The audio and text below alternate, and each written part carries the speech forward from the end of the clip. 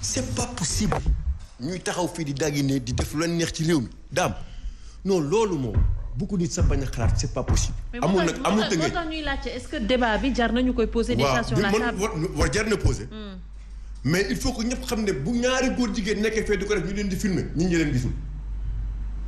ndax signe de promotion la. parce que mën nañ toog fële doon fukk parce que loolu la ci góor jigéen bi soxla wala promotion bi. une minorité majoritaire. une minorité qui dirige ce monde et qui dirige ce pays. loolu la ñuy wër mais nañu xam ne aussi fu ñu leen gisee waxuma de mais askan wi dinañ jóg taxaw. parce que bu dul loolu dinañ yaakaar ne yëpp seen promotion fekk ñun defuñu seen promotion. moo tax rassemblement bi amoon keroog dafa am solo. pour que à la face du monde ñëpp xam ne xawma fan mais Sénégal bu ñu fi jéemee taxawal loolu di ngeen gis loolu musul gis. et c'est ce qu'ils cherchent mais dinañ ko régler te duñu taal suñu réew. parce que xam nañ fi ñu jaar ba duñ ko taal te loolu dafay am. maintenant Tëngéej amu fa. ñooñu fa nekk dañ leen fa affecté de. ce ne sont pas des dignes fils de Rufisque non non non c'est des affectés. te même waxuma nguur ak leneen bu dee doomu Tëngéej kese gars yi nañ ci taxaw parce que kenn du ternir l'image de Rufisque c'est pas possible ñun ville historique lañ digne te dignité tax na lu bëri amuñu ko ñun bañ le sens du refus Rufisque quoi da nga xam kenn du ko jënd kenn du ko noot te du dugg ci affaire yu caaxaan ndax Tëngéej ñëpp xam nañ ñu mel 80% c'est des Tidianes. mais est-ce que la question est-ce que foofu la question non si parce que autant mu nekk Tëngéej wala mu nekk feneen c'est la même chose ma ne est-ce que question bi réellement foofu la que mu nekk Tëngéej wala mu nekk feneen les faits sont là par rapport à ce qui s'est passé à l'école waaw foofu nag foofu ñu ko fa indi nag muy Tëngéej foofu nag foofu lay teeree nag laal nañ nag laalaake bi mooy le fait que ñun tout Tëngéej te fii ak suba ginnaaw suba di nga gis dama la wax di nga xam ne Rufisquois yi ay bañkat la ñun am na loo xamante ni duñ ko nangu suñu dëkk parce que ça soit enseignant bi na jël ay dispositions am préparer ay gaagaan te xam ne du toog Tëngéej kii nag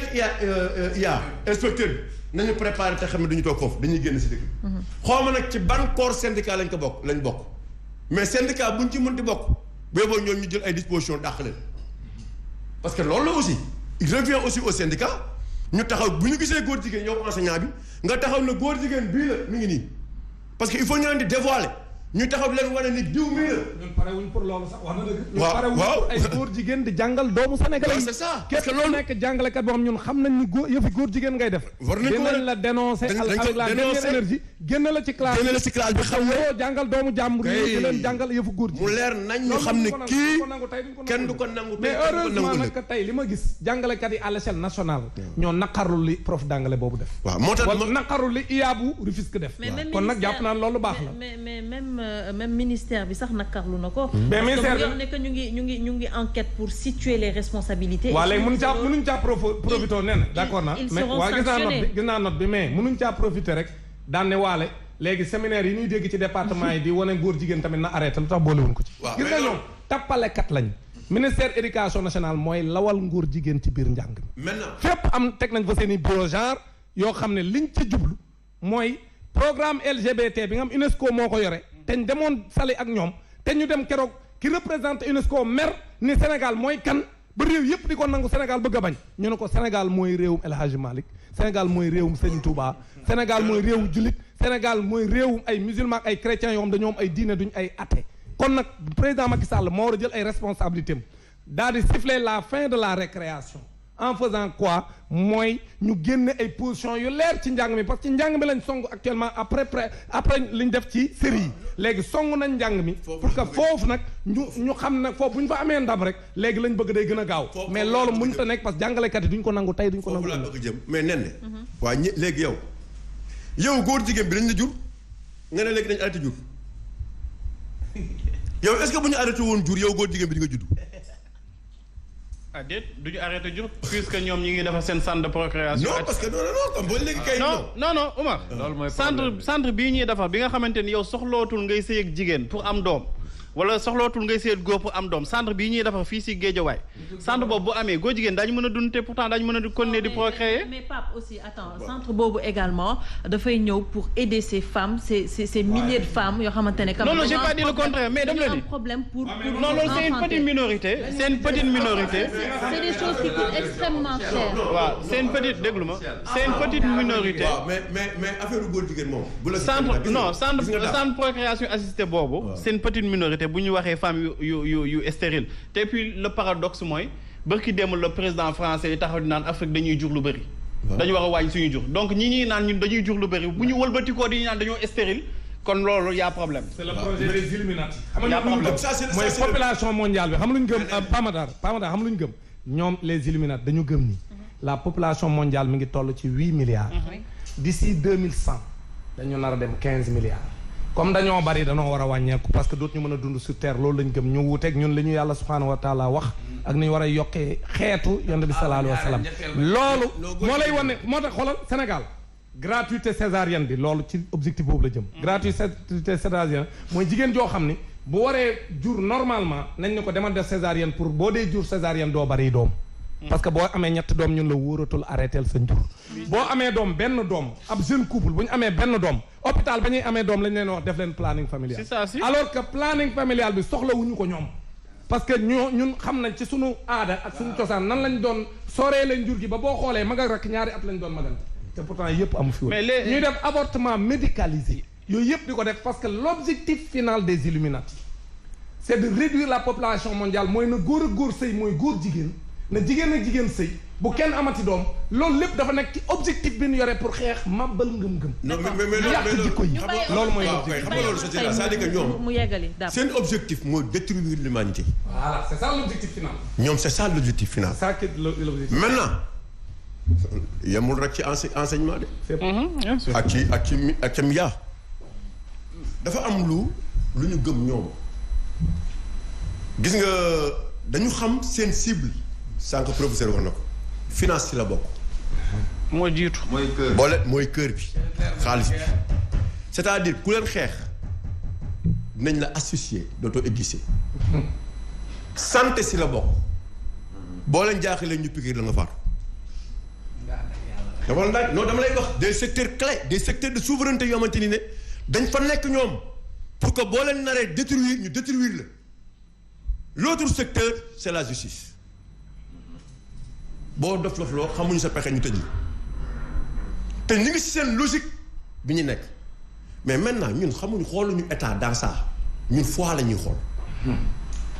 dans ça c'est pas l'état qui est important c'est notre foi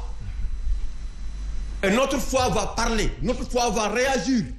par rapport à ce qui se passe parce que li am ñun ñëpp fi lañ dëkk mais xale yaa ngi yàqu. yàqu nañu bu yàqu. non xale yaa ngi yàqu de ne dañuy wax ay gars yi mais xale yaa ngi yàqu de te xale yi kenn mënatu leen wax ba ñu dégg. c'est sûr. parce que li fi indi aussi c'est la pauvreté. Ça c'est le rôle. L'objectif c'est quoi mooy ñun dañuy appauvrir toog benn moment ñëw indi ñu comme ñu yor ay picc dañoo tegal dugub loolu nag il nous revient nous tous de prendre des responsabilités pour régler ce problème-là maintenant problème bi nag fenn rek moo ko mën a régler kilifa diine yi bu ñu waxee tarixa yi taxaw xeex yéen parce que neexuñu xeex nag dañu am doole te bëgg nañu réew mi dal ci jàmm daam te xaalis yàq na askan wi yàq na adduna bi yàq na réew mi ba fu ko nit yore fu ko génnee ñu ne roy leen ci diw ñaata nit ngay gis say ñu yër ay milliards te ñu ay góor jigéen wala ma ay formation ñëw si dëkk ñu jox la xaalis boo leen joxee ñu ne da leen roy si diw mooy exemple chaque jour ngeen gis ko si dëkk bi donc loolu seuls les tarixa yi nekk ci réew mi ak ñi nga xamante ni am nañu gëm-gëm ñoo mën a taxaw pour régler ce problème là ndax gëm-gëm moo ko mën a dindi mais bu ñu leen bàyyee nii ak doole bi ñu am sur le plan financier à tous les niveaux dinañ teg def ci réew mi loo xamante ni ne dara baaxu si maintenant affaire góor jigéen moom fii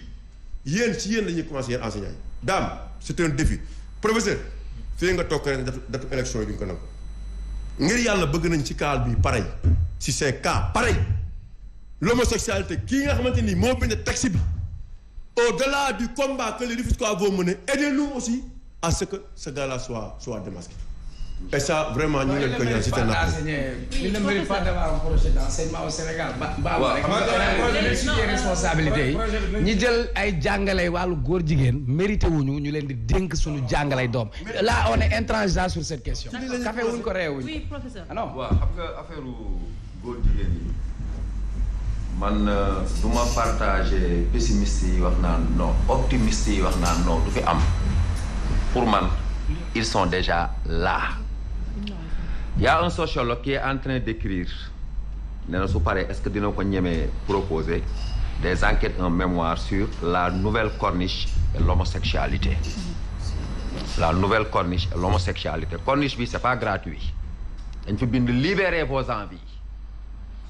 Libérez vos envies. Fii si corniche bi la plus belle corniche de l'Afrique. Maintenant ils sont hyper puissants ni ko Omar Faye waxee.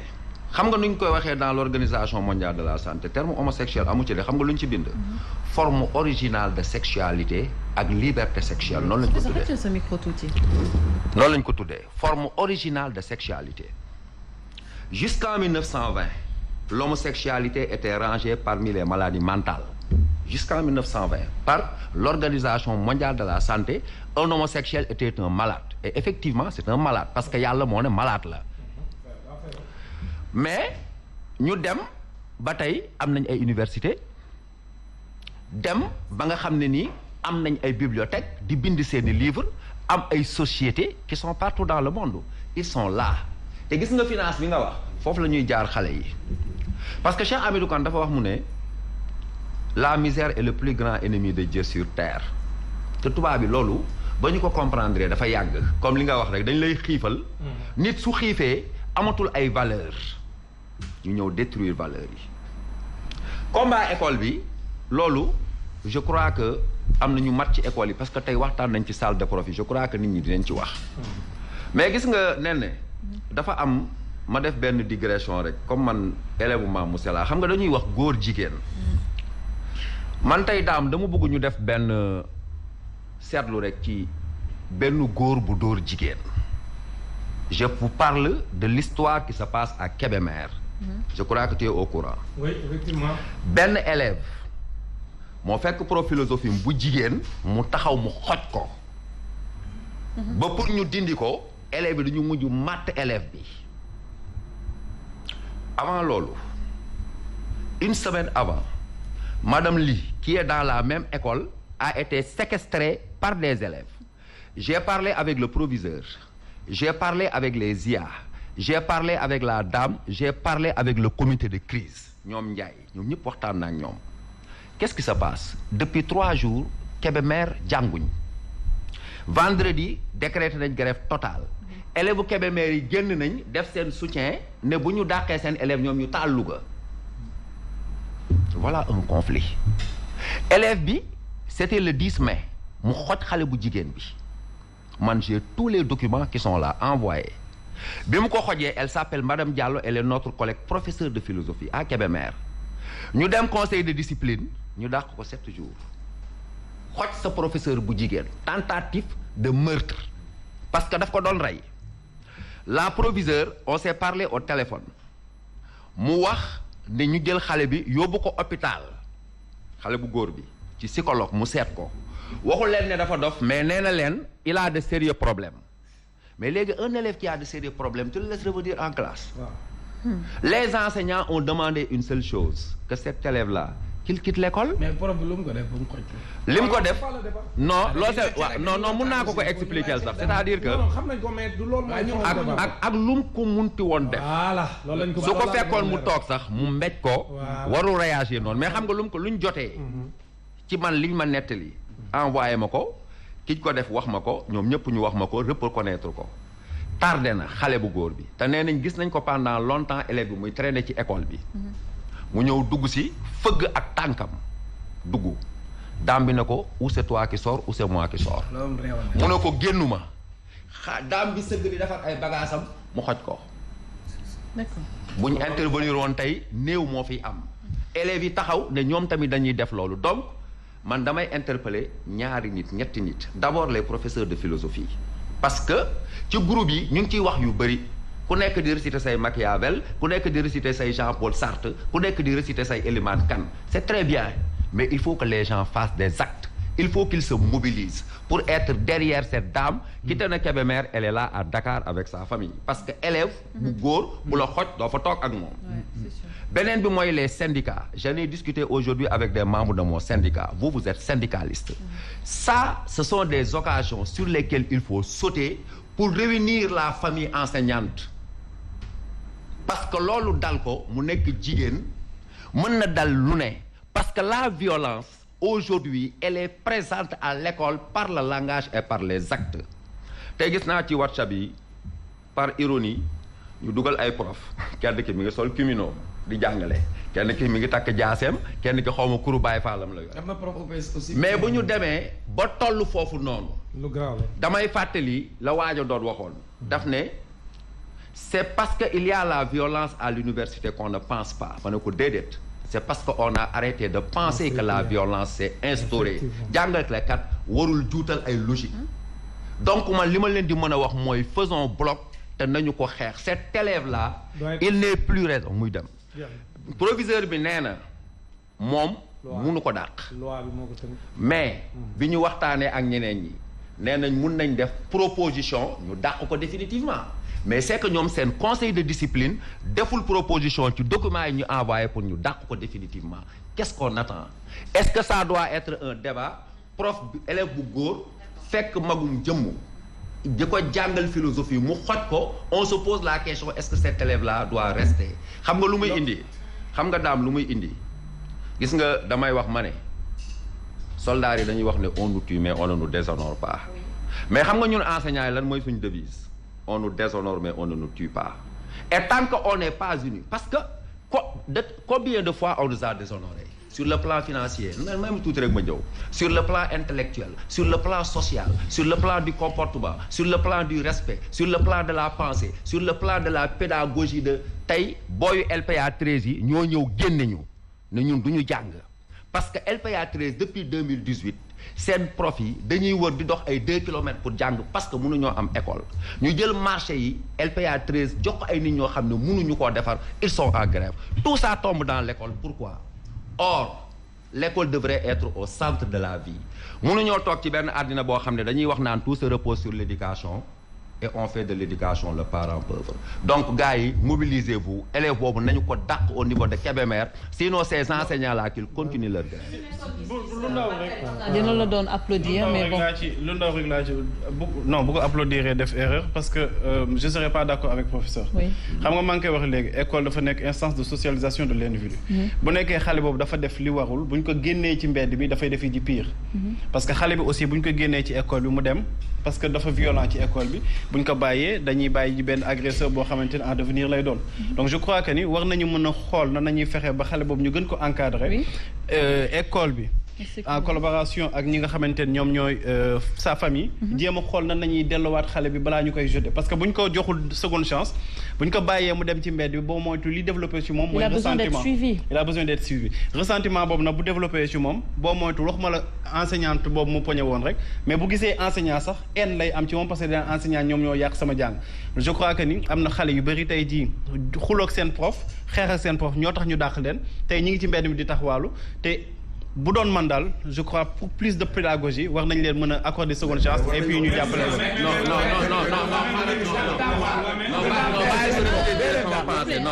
bàyyil ma repréciser sama pensée non leerul ci moom xaaral ma repréciser sama pensée une minute waxuma ñu bàyyi ko ci mbedd mi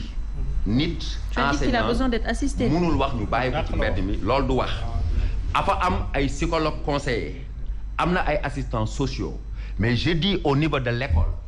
mënatul nekk une possibilité ñuy bàyyi xale boobu muy ñëw toog di jàkkaarloo woon ak daam boobu nañ ko retirer du système bu fekkee dafa am ay problème parce que loolu lañ def ci certificat médical bi lu joxe Louga ñu topp ko régler ko mais waxuñ ko ñu bàyyi ko parce que nit mënuñ koo bàyyi ci mbedd. waaw maa ngi ñëw ci yow daam c'est important benn confidence bu 30 secondes. sànq école lañ ubbee ñu yegg fii man mën naa fièrement bokk naa ci échec scolaire bu Sénégal jàng naa dem naa lycée Limamoulaye bàyyi naa jàng sama bàyyi ak muy dégg jàngalekat la bàyyi naa jàng ñetti at nekk ci mbedd su ma amul woon seconde chance bu ma delluwaat du ma am bac ba lay dem université bi ma demee université fac droit toog naa fa gisuma sam bopp ci système u jàngale bi bàyyi naa dem naa jaay essence nekk naa su leneen ba ma demee ba tollu feneen ma amaat une seconde mais amaat une seconde chance dem jàngiwaat parce que bu fekkee école bi ñëpp ko seq école bi nekkul lu ñu greffé école bi kër gi la société bi la nit ñi la parents yi la ñëpp la li may wax nii ka ma doon jàngal madame Oumou Ndaw mu ngi may dégg ka ma yoroon primaire madame Fanta mu ngi may dégg mais ñun ñii ñëpp dañu am ay parents yoo xamante ni ñooñu doon tey man mi bi may nekk xale terrible na am na année boo xam ni sama directeur école yàlla na ko yàlla may gudd fa moo ma doon téye. pour dire quoi bu ma nekkul ci classe bi moo may woo. pour dire quoi pour jàngal ba pour te dire que. école bi moo war a defar. d'accord mais Pape Matar a parfaitement raison beneen bi bu ñu joxul gëdd professeur bi. parce que léegi ñun dóor nañ ñu tàndar nañ ñu par 4 umma joodoloo nañu mais léegi da ngay gis koo xam ni sa doom dem na si école bi bu ñu ko dóoree sax nga commencé génnee beneen façon parce que ñun bu ñu jubbantiwul woon wala tàndaruñ ñu par 4 tey duñu mën a yaru mais bu fekkee néewal nañ doole professeur bi état bi bu corona amee mu dugal leen ci kaaru Njaga Njaay fonk ñu jàngalekat bi fayuñu ko liñ ko war a far noonu la mën a mel aussi ñu kii parce que ñu dugg ci suñu deuxième sujet mais tamit enseignants yi jàngalekat nañu am fulla devant les élèves surtout avec les femmes